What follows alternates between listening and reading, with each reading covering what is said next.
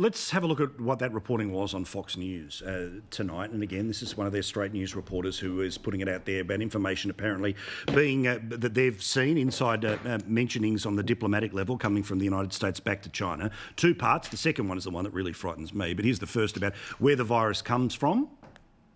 But there is a growing belief that the COVID-19 virus originated in the Wuhan lab, not as a bioweapon, but as China's effort to find and deal with viruses to show the world China was as good as or better than the U.S. on that front. It's believed that the virus was bat to human, and then the human, patient zero, worked at the lab, went into the population in Wuhan, and the virus quickly spread from there.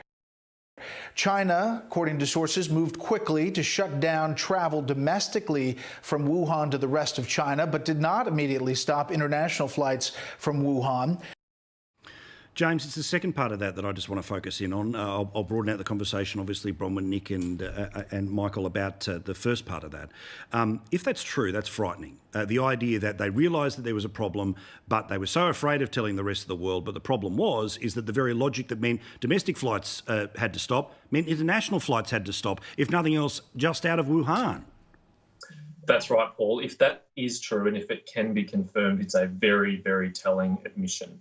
It would show that the Chinese Communist Party knew that there was a problem, wanted to protect the rest of their citizens in the rest of China from that problem, but didn't feel the need to tell the world, let alone protect the rest of the world from that problem. Now, my fear is it will take a very long time and it will be very difficult for the truth really to come out about this because of the very nature of the Chinese Communist Party. When we think back to the Soviet Union, it was only years after the Berlin Wall fell that we knew the true horrors of the Soviet Union. We certainly knew they were an evil empire, but only the true horrors emerged decades later.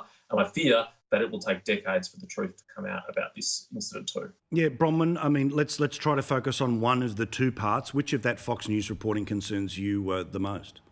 Well, it doesn't surprise me one bit.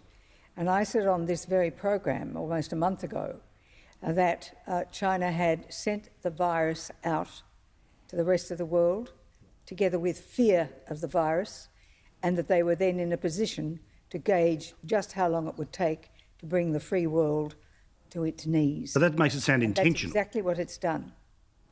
I think the fact that it sent people out on aeroplanes, knowing indeed that that virus was communicable from contact to contact, there was nothing accidental in my mind about that at all.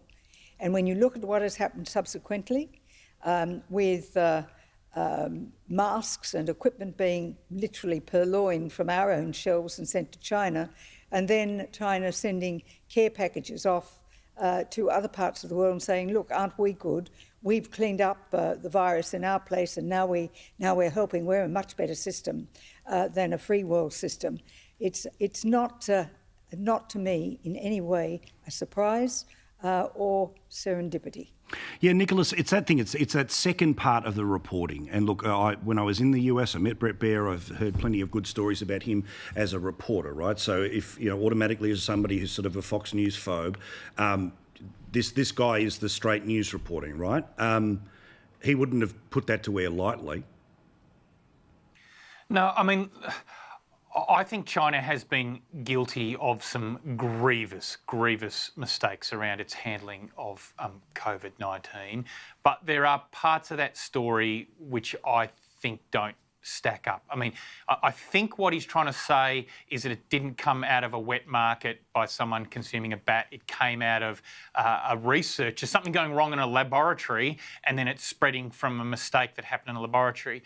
Well, I can tell you that people who work in infectious disease research, whether it's Australia or China, are pretty savvy when it comes to putting protections in place. And if you're an infectious disease researcher and you contract some disease from your workplace, you're going to take pretty prompt action to get on top of that, because that's your whole life. Nicholas, you spend your whole professional life working in this area, working on this. So you're you're going to know exactly what you need to do. Hang on, Bronwyn, just let me finish. You're the sort of person, because it's your entire working life, you're going to know exactly what you need to do. And that's got nothing to do with the Communist Party in China. That's just got that's to do with a human instinct and self-survival. As for the second claim around the flights, Well, let's find out. Flight tracker and flight data will give us the evidence to know whether that's true or not. So next week, Paul, when we're on the program, let's go back to this story. Let's not just let it run off, never to be answered. Let's actually, by next week, we will know whether that accusation is true or not. And let's save the slander for China until whether we know with the data. Nicholas, I'm working 12 hours a day on the show. I'm not putting bullshit to air, okay? All right, and I just thank you for saying that I'm just filling airtime here, mate. But there is a bit of thinking that goes into putting the show to air.